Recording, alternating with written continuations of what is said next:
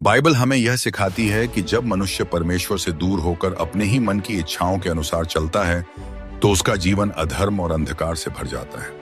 उत्पत्ति की पुस्तक में हमें जल प्रलय से पहले की दुनिया की एक झलक मिलती है। लिखा है कि यहोवा ने देखा कि मनुष्य की बुराई पृथ्वी पर बहुत बढ़ गई है और उसके मन के विचार हर समय केवल बुराई की ओर झुके रहते हैं। इसका अर्थ यह है कि उस समय मनुष्य केवल अपने लाभ, अपने सुख और अपनी इच्छाओं के पीछे भाग रहा था। न्याय, दया और सच्चाई जैसे गुण मिट चुके थे। हर जगह हिंसा, छल और अधर्म का बोलबाला था। पाप इतना बढ़ गया था कि पृथ्वी मानो रक्तपात और अन्याय से भर गई थी। यह देखकर यहोवा का हृदय दुख से भर गया और उसने मनुष्य की दुष्टता पर खेद प्रकट किया। लेकिन इसी अंधकार में एक व्यक्ति ऐसा था जो अलग खड़ा था।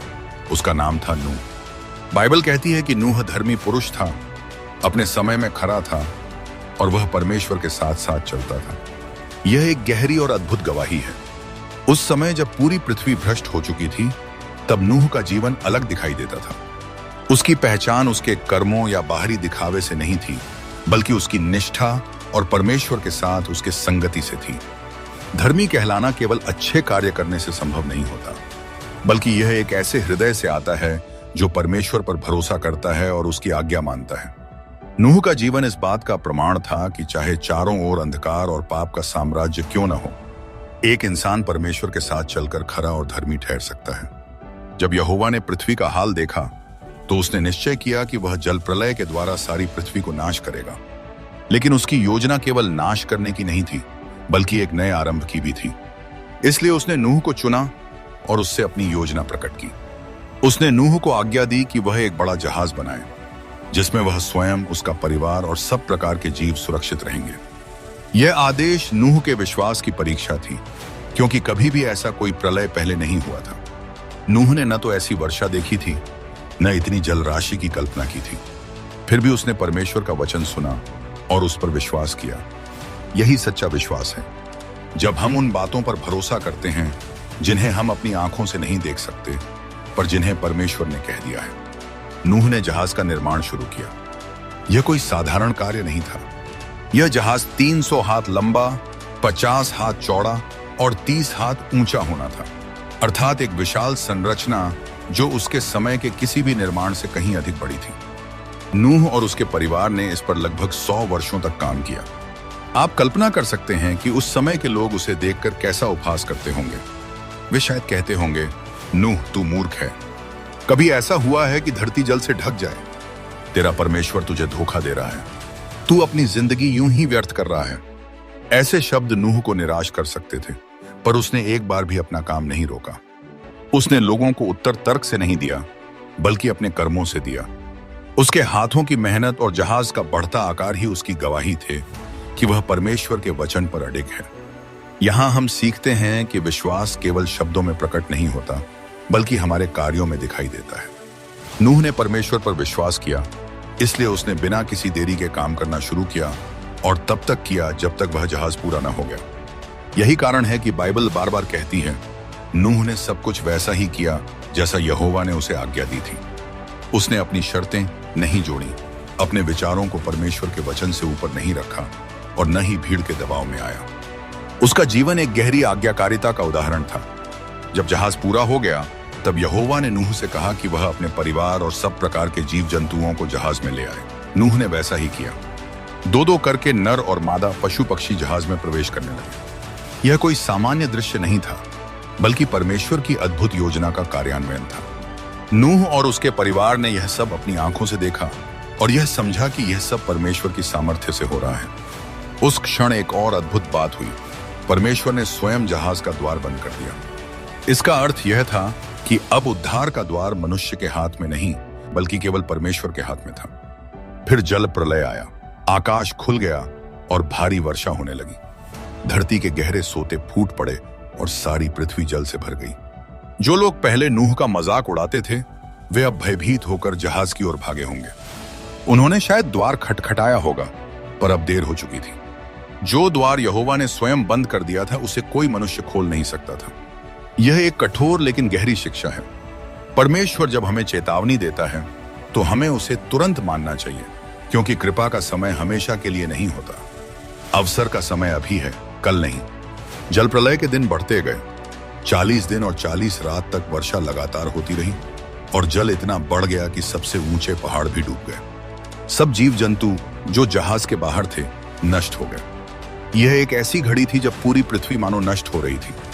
पुराने पाप, पुराना अधर्म और पुराना भ्रष्टाचार सब जल के नीचे मिटा दिए गए। जहाज के भीतर ही एक नई मानव जाति का बीज सुरक्षित था।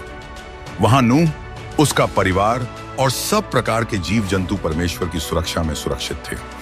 जहाज केवल लकड़ी और गोंद से बना एक ढांचा नहीं था, बल्कि वह परमेश्वर की कृपा और उद्धार का प्रतीक था।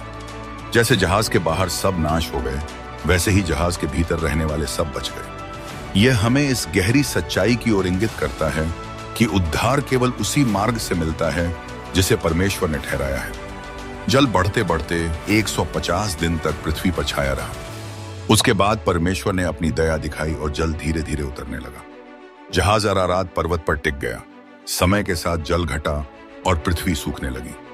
नूह ने पहले एक कौवा और फिर एक कबूतरी को छोड़कर देखा कि बाहर की स्थिति कैसी है। अंततः वह क्षण आया जब धरती सूख गई और परमेश्वर ने नूह से कहा कि अब वह अपने परिवार और सब पशु पक्षियों के साथ जहाज से बाहर निकले। यह एक नया आरंभ था। जहाज का द्वार खुला और नूह अपने परिवार के साथ बाहर निकला। वे उस धरती पर खड़े थे जो अब पूरी तरह बदल चुकी थी। सबसे पहले नूह ने जो काम किया वह था परमेश्वर के लिए एक वेदी बनाना। उसने हर शुद्ध पशु और पक्षी में से होम बलि चढ़ाया। यह उसके हृदय का आभार और धन्यवाद था। उसने स्वीकार किया कि यदि परमेश्वर की कृपा न होती तो वह और उसका परिवार भी जल में नाश हो गए होते। उसकी पहली प्राथमिकता यह नहीं थी कि वह अपने रहने के लिए घर बनाए या भोजन जुटाए, बल्कि उसकी प्राथमिकता थी कि वह अपने उद्धारकर्ता का धन्यवाद करे। यह हमें सिखाता है कि जब परमेश्वर हमें बचाता है, संकट से निकालता है और नया जीवन देता है, तो हमारी सबसे पहली जिम्मेदारी है कि हम उसे धन्यवाद और आराधना अर्पित करें। यहोवा ने नूह की होमबलि को ग्रहण किया। उसने कहा कि अब वह फिर कभी मनुष्य के कारण भूमि को शाप नहीं देगा। यद्यपि मनुष्य का हृदय बाल्यकाल से ही बुराई की ओर झुका रहता है, फिर भी वह अब पृथ्वी को जल प्रलय से नाश नहीं करेगा। इसके स्थान पर उसने वादा किया कि जब तक पृथ्वी बनी रहेगी तब तक बोवाई और कटनी, ठंड और गर्मी, ग्रीष्म और शीत, दिन और रात कभी समाप्त नहीं होंगे। यह प्रतिज्ञा संपूर्ण मानव जाति के लिए थी।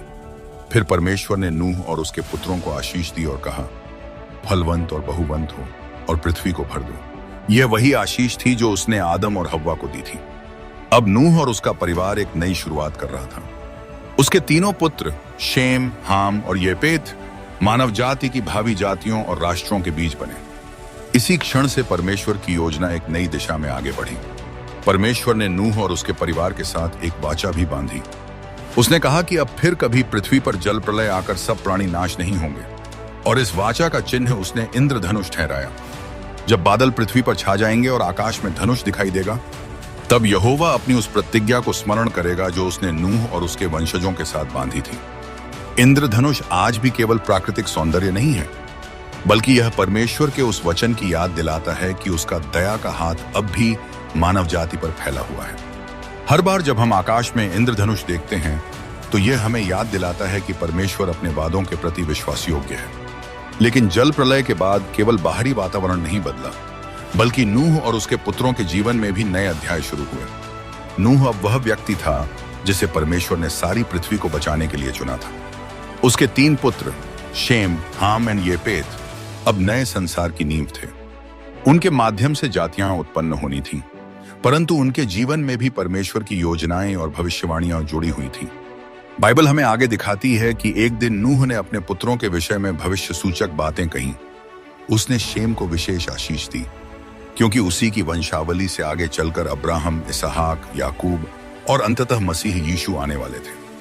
उसने येपेत के विषय में कहा कि वह फैलाया जाएगा और शेम के तंबुओं में वास करेगा, जो यह दिखाता है कि उद्धार का आशीर्वाद केवल शेम की संतान तक सीमित नहीं रहेगा, बल्कि अन्य जातियां भी उसमें भाग लेंगी। पर हाम के विषय में उसने कहा कि उसका पुत्र कनान शापित होगा और अपने भाइयों का दास बनेगा। इन भविष्यवाणियों का प्रभाव आगे चलकर पूरी मानव जाति के इतिहास में देखा गया। इस प्रकार जल प्रलय के बाद नूह और उसके परिवार ने एक नए युग की शुरुआत की।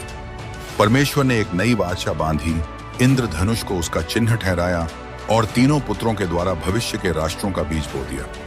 यह हमें दिखाता है कि परमेश्वर कभी अपनी सृष्टि को त्यागता नहीं, यद्यपि मनुष्य बार बार पाप में गिरता है, फिर भी परमेश्वर बार बार नया अवसर देता है।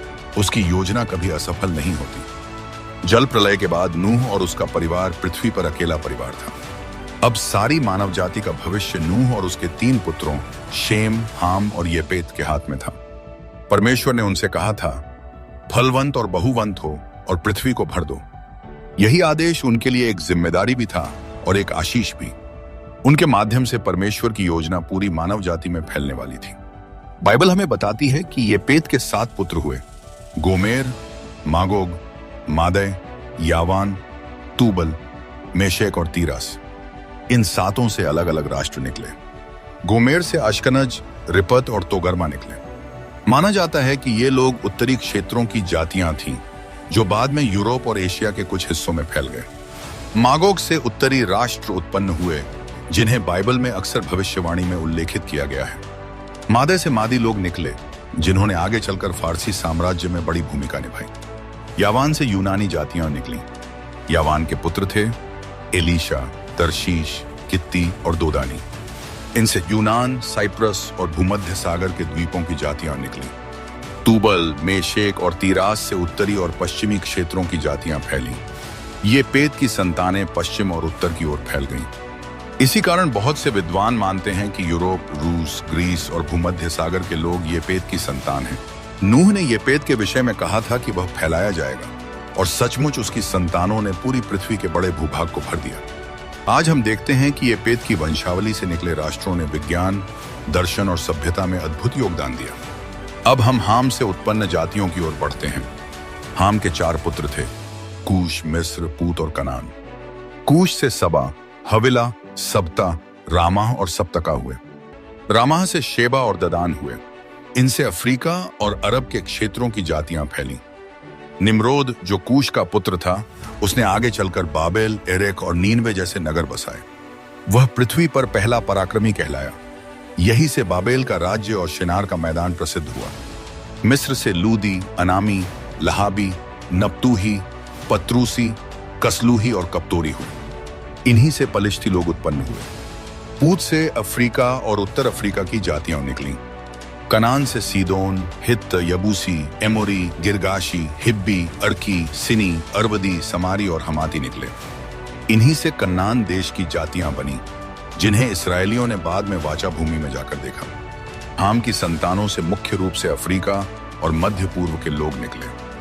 इनमें से कई जातियां आगे चलकर बाइबल में इसराइल के शत्रु भी बनी। नूह ने हाम के विषय में कहा था कि उसका पुत्र कनान शापित होगा, और यह भविष्यवाणी सच हुई, क्योंकि कनान की जातियां पाप और मूर्ति पूजा में गहरी डूब गईं। अब हम शेम से उत्पन्न जातियों की ओर बढ़ते हैं। शेम के 5 पुत्र हुए, एलाम, अश्शूर, अर्पक्षद, लूद और अराम। एलाम से एलामी लोग निकले, जो फारस के निकट रहते थे। अश्शूर से अश्शूरी लोग निकले, जिन्होंने आगे चलकर एक महान साम्राज्य बनाया। अर्पक्षद से शैलह और उससे एबेर निकला। एबेर से ही हिब्रू नाम आया। यही वंशावली आगे जाकर अब्राहम, इसहाक, याकूब और अंततः मसीह यीशु तक पहुंची। लूत से लुद्दी लोग निकले। अराम से उस, हुल, गेतेर और मश हुए।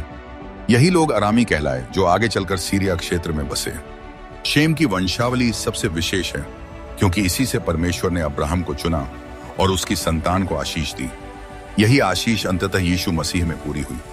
नूह ने शेम के विषय में कहा था कि यहोवा शेम का परमेश्वर ठहरे, और सचमुच शेम की संतान ने परमेश्वर की योजना का मुख्य भाग निभाया। उत्पत्ति 10 को बाइबल में जातियों की तालिका कहा जाता है। इसमें स्पष्ट लिखा है कि नूह के 3 पुत्रों से अलग अलग परिवार, भाषा, देश और जातियां उत्पन्न हुई। इससे यह सिद्ध होता है कि सारी मानव जाति एक ही स्रोत से निकली है। आज भले ही लोग विभिन्न भाषाओं, संस्कृतियों और रंगों में बांटे हों, लेकिन बाइबल सिखाती है कि हम सब एक ही परिवार से हैं। यह हमें यह भी सिखाता है कि परमेश्वर का उद्धार किसी एक जाति तक सीमित नहीं है। चाहे ये पेत की संतानें हों, चाहे हाम की, चाहे शेम की, सब परमेश्वर की योजना में सम्मिलित हैं। यीशु मसीह ने भी कहा, जाओ और सब जातियों को चेला बनाओ। यही कारण है कि पिंतेकुस्त के दिन अलग अलग भाषाओं और राष्ट्रों के लोग पवित्र आत्मा से भर गए। नूह के 3 पुत्रों की वंशावली हमें 3 बातें सिखाती है। पहला, एकता का मूल। सारी जातियां एक ही पिता से निकली। इससे हमें सीखना चाहिए कि जाति, भाषा और संस्कृति में भेदभाव करने का कोई स्थान नहीं है। दूसरा, परमेश्वर की योजना। यद्यपि जातियां अलग अलग दिशाओं में फैल गईं, लेकिन परमेश्वर ने अपनी उद्धार की योजना सब में काम करती रही। तीसरा, आत्मिक संदेश। शेम की आशीष, हाम की चेतावनी और येपेत का विस्तार हमें यह याद दिलाते हैं कि परमेश्वर हर राष्ट्र पर अपनी दृष्टि रखता है। जल प्रलय के बाद नूह के 3 पुत्रों से सारी पृथ्वी पर जातियां फैल गईं। उत्पत्ति 10 केवल वंशावली नहीं, बल्कि परमेश्वर की योजना का एक जीवित नक्शा है। जब हम इन नामों और जातियों का अध्ययन करते हैं तो पाते हैं कि यह केवल इतिहास नहीं, बल्कि भविष्य की भविष्यवाणी और उद्धार की योजना का भाग भी है। ये पेत की संतानों को लेकर नूह ने आशीष दी थी कि वे फैलाए जाएंगे। यह भविष्यवाणी सच हुई, यावान से निकली। यूनानियों ने आगे चलकर दर्शन, विज्ञान और संस्कृति में योगदान दिया। उनके विचारों ने पूरी दुनिया को प्रभावित किया। नया नियम भी यूनानी भाषा में लिखा गया, जिससे परमेश्वर का वचन सारी दुनिया में फैल सका। मादै से मादी और एलाम से एलामी निकले और दोनों ने बाइबल के इतिहास में महत्वपूर्ण भूमिका निभाई। मादी फारसी साम्राज्य और फारसी राज्य के रूप में। फारसी राजा कुसरू ने यहूदियों को बाबेल की कैद से वापस जाने दिया। यह दर्शाता है कि परमेश्वर अन्य जातियों को भी अपनी योजना में प्रयोग करता है। मेशेक और तूबल ये उत्तरी राष्ट्र थे, जिन्हें बाद की भविष्यवाणियों में उल्लेखित किया गया है। येपेत की संतानें आज यूरोप, रूस और एशिया के बड़े हिस्सों में फैलीं। उनके विस्तार से यह शिक्षा मिलती है कि परमेश्वर ने उन्हें पूरी पृथ्वी पर फैलाकर अपनी योजना पूरी की।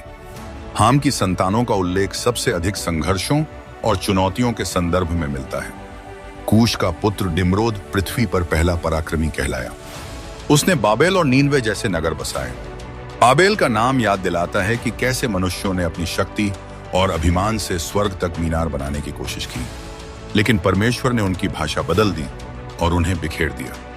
इससे हमें चेतावनी मिलती है कि अभिमान और विद्रोह का अंत विनाश ही होता है। मिस्र और उसके वंशज आगे चलकर इजरायलियों का शत्रु बना। मूसा के समय में परमेश्वर ने मिस्र की शक्ति को 10 विपत्तियों द्वारा तोड़ा। यह इस बात का प्रतीक है कि कोई भी सामर्थ्य परमेश्वर से बड़ा नहीं। कनान के वंशज मूर्ति पूजा, पाप और अन्याय में गहरे उतर गए। जब इजरायली प्रतिज्ञा की भूमि में प्रवेश किए तो इन्हीं जातियों का सामना करना पड़ा। यह हमें दिखाता है कि पाप में बने रहना अंततः नाश का कारण होता है। हाम की संतानों से हमें यह शिक्षा मिलती है कि चाहे कोई जाति कितनी भी महान क्यों न दिखे, यदि वे परमेश्वर से दूर हो जाएं तो अंततः उनका पतन होता है। शेम की वंशावली सबसे गहरी और विशेष है। अर्पक्षद की वंशावली, उससे शैलह और फिर एबेर निकले। एबेर से ही हिब्रू शब्द आया। यही हिब्रू आगे चलकर अब्राहम की संतान कहलाए। अब्राहम, इसहाक, याकूब और आगे चलकर दाऊद की वंशावली से यीशु मसीह का जन्म हुआ। इस प्रकार शेम की वंशावली से उद्धार की योजना पूरी हुई। शेम के अन्य पुत्रों से भी महान जातियां बनी, लेकिन सबसे महत्वपूर्ण अर्पक्षद की वंशावली रही, क्योंकि इसी से परमेश्वर ने अपनी वाचा निभाई। नूह ने कहा था कि यहोवा शेम का परमेश्वर ठहरे। यह भविष्यवाणी सच हुई, क्योंकि शेम की वंशावली ही उद्धारकर्ता तक पहुंची। हालांकि शेम की वंशावली से मसीह का जन्म हुआ, लेकिन येपेत और हाम की संतानों को भी परमेश्वर ने अपने उद्धार में शामिल किया। पिंतेकुस्त के दिन जब पवित्र आत्मा उतरा तो हर जाति और भाषा के लोग वहां थे। यह दर्शाता है कि उद्धार अब केवल शेम की संतान तक सीमित नहीं रहा, बल्कि येपेत और हाम की संतानों के लिए भी खुल गया। यशायाह 49:6 कहता है कि मसीह केवल इजराइल का नहीं, बल्कि अन्य जातियों का भी उद्धार करता है। प्रकाशित वाक्य 7:9 हमें दिखाता है कि अंत समय में हर जाति, भाषा और राष्ट्र के लोग परमेश्वर के सिंहासन के सामने होंगे। इससे यह स्पष्ट है कि यद्यपि जातियां अलग अलग दिशाओं में फैली, परमेश्वर का उद्धार सबके लिए है।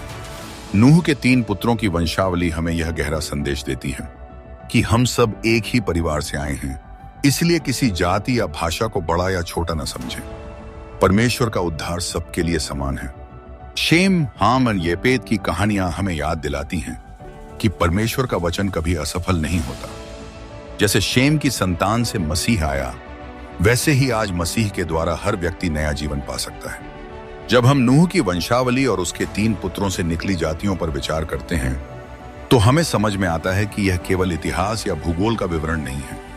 बाइबल के हर शब्द में आत्मिक गहराई है। नूह के पुत्र शेम, हाम और येपेत 3 धारा जैसे हैं, जिनसे मानव इतिहास की पूरी नदी बह निकली। उनकी संतानों के नाम, उनके द्वारा बनाए गए नगर और उनके फैलाव के मार्ग केवल घटनाएं नहीं बल्कि परमेश्वर की एक दिव्य योजना का हिस्सा हैं।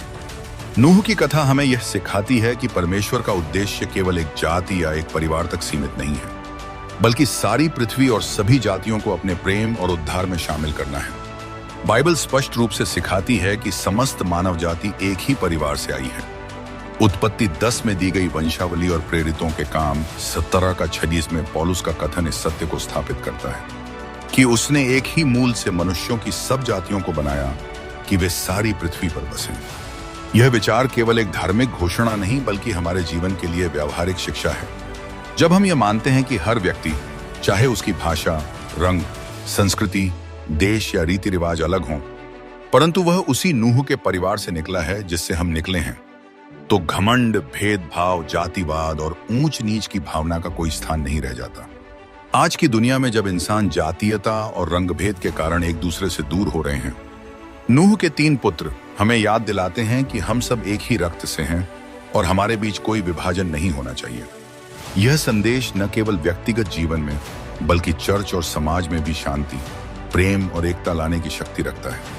जल प्रलय के बाद नूह और उसके परिवार के साथ परमेश्वर ने जो वाचा की, वह उसकी विश्वास योग्यता का चिन्ह है। इंद्रधनुष केवल एक प्राकृतिक दृश्य नहीं बल्कि एक आत्मिक स्मरण है। यह हमें याद दिलाता है कि चाहे परिस्थितियां कैसी भी क्यों न हो, परमेश्वर अपने वचनों को कभी नहीं तोड़ता। उसने कहा था कि वह फिर कभी पृथ्वी को जल से नाश नहीं करेगा और वह वचन आज तक सत्य है। यह वाचा हमें यह भी सिखाती है कि परमेश्वर अपने बच्चों को स्थायी सुरक्षा देता है। हम जिस संसार में रहते हैं वह अनिश्चितताओं से भरा हुआ है, परंतु परमेश्वर का वचन हमें यह आश्वासन देता है कि उसका प्रेम और उसकी दया अनंत है। इब्रानियों 10 का 23 कहता है, हम अपनी आशा के अंगीकार को दृढ़ता से थामे रहें, क्योंकि जिसने प्रतिज्ञा की है वह विश्वास योग्य है। नूह की कथा हमें याद दिलाती है कि हमारी आशा मनुष्यों या परिस्थितियों पर नहीं बल्कि उस परमेश्वर पर होनी चाहिए जो अपनी प्रतिज्ञाओं को निभाता है। नूह के 3 पुत्रों में शेम का स्थान विशेष है। जब नूह ने भविष्यवाणी की कि यहोवा शेम का परमेश्वर ठहरे, तो वह केवल एक आशीष नहीं बल्कि भविष्य की एक महान योजना की ओर संकेत कर रहा था। शेम की वंशावली से अब्राहम, इसहाक और याकूब उत्पन्न हुए और उसी से इजराइल की जाति बनी। इसी वंश से आगे चलकर यीशु मसीह का जन्म हुआ। यह हमें यह सिखाता है कि परमेश्वर की योजना आरंभ से ही निर्धारित थी। जब संसार पाप में गिरा हुआ था, तब भी परमेश्वर ने उद्धार का मार्ग तैयार कर रखा था। मसीह का जन्म केवल एक संयोग नहीं बल्कि नूह से लेकर शेम और अब्राहम तक चली एक दिव्य श्रृंखला का परिणाम है। इसका अर्थ यह है कि परमेश्वर ने उद्धार की योजना हमारे पाप में गिरने से पहले ही बना दी थी। यह हमें आश्वासन देता है कि परमेश्वर की योजना हमारे जीवन के लिए भी पहले से बनी हुई है। हाम की संतानों ने संसार में कई महान नगर और सभ्यताएं बनाई। बाबेल, मिस्र, कनान और नीनवे, ये सब उसी से जुड़े हुए हैं, परंतु इनमें से अधिकांश जातियां घमंड और परमेश्वर के विरोध में खड़ी हुई। बाबेल की मीनार इसका स्पष्ट उदाहरण है। उन्होंने अपने नाम और शक्ति को बढ़ाने के लिए स्वर्ग तक पहुंचने का प्रयास किया, परंतु परमेश्वर ने उनकी योजना को विफल कर दिया और उन्हें अलग अलग भाषाओं और जातियों में बांट दिया। यह हमें सिखाता है कि यदि हम परमेश्वर को छोड़कर अपने सामर्थ्य और योजनाओं पर भरोसा करते हैं, तो उसका परिणाम टूटन और बिखराव ही होगा। मनुष्य चाहे कितना भी सामर्थ्य क्यों न हो, यदि वह परमेश्वर से अलग होकर जीता है तो उसकी नींव टिक नहीं सकती। इसके विपरीत, यदि हम परमेश्वर की इच्छा में चलते हैं तो उसकी आशीष हमारे जीवन को स्थिर और फलवंत बनाती है। नूह ने येपेत के बारे में भविष्यवाणी की थी कि वह फैलाया जाएगा और शेम के तंबुओं में वास करेगा। यह केवल भौगोलिक विस्तार नहीं बल्कि आत्मिक संदेश भी है। येपेत की संतानों ने उत्तर और पश्चिम की ओर फैलकर यूरोप और अन्य क्षेत्रों में बसाहट की। आगे चलकर इन्हीं क्षेत्रों ने सुसमाचार को ग्रहण किया और पूरे संसार में फैलाया। यह भविष्यवाणी मसीही इतिहास में सच होती दिखाई देती है। जब सुसमाचार यरूशलेम से प्रारंभ होकर यूनान, रोम और आगे पूरे यूरोप में फैला, तब येपेत की संतानों ने शेम की आशीष में भागीदारी की। यह हमें दिखाता है कि परमेश्वर की योजना में सभी जातियां शामिल थीं। बाइबल का अंतिम दृश्य, प्रकाशित वाक्य 7 का 9, हमें यह दिखाता है कि हर जाति, कुल, लोग और भाषा परमेश्वर के सिंहासन के सामने खड़े होंगे और उसकी स्तुति करेंगे। इसका अर्थ है कि उद्धार किसी एक जाति या समूह तक सीमित नहीं है। नूह के तीनों पुत्रों से फैली हुई जातियां अंत समय में एक ही आवाज में परमेश्वर की महिमा करेंगी। यह हमारे लिए अत्यंत प्रेरणादायक है, क्योंकि यह हमें बताता है कि चाहे हम किसी भी पृष्ठभूमि से हों, उद्धार का दरवाजा हमारे लिए खुला है। यीशु मसीह ने क्रूस पर अपना लहू इसलिए बहाया कि हर व्यक्ति, हर जाति और हर भाषा उसमें उद्धार पाए। नूह और उसके पुत्रों की कहानी हमें गहरे आत्मिक सबक देती है। पहला, हमें यह याद रखना चाहिए कि परमेश्वर पर विश्वास करने वाला व्यक्ति और उसका परिवार आशीष पाता है।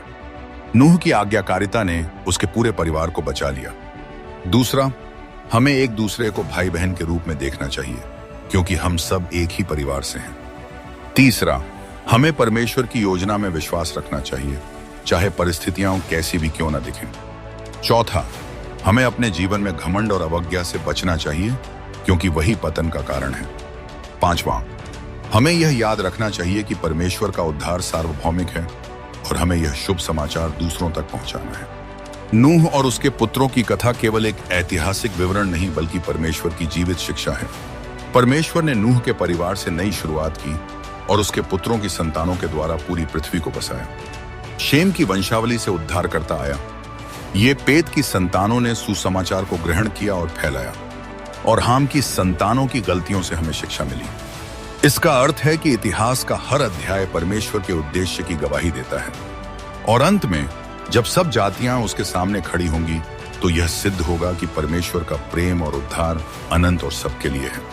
इसलिए नूह के 3 बेटों और उनसे उत्पन्न जातियों की कहानी हमें आज यह पुकारती है कि हम परमेश्वर के वचनों पर विश्वास करें, एक दूसरे से प्रेम करें, घमंड और अवज्ञा से दूर रहें, और उद्धार के शुभ समाचार को सब जातियों तक पहुंचाएं।